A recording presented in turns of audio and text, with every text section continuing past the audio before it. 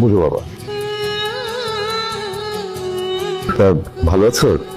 ভালো আছি, মন্দ আছি, খেয়েছি কি খাই নেই, এসব আলাপচারিতা করার সময় নেই।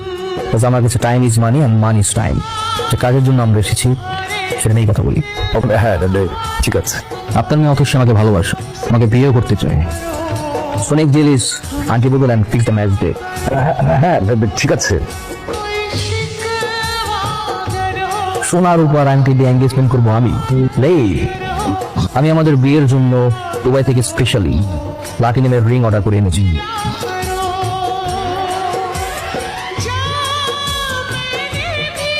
তোর ইউনিভার্সিটিতে ঢুকার ভিসা কে দিল রে?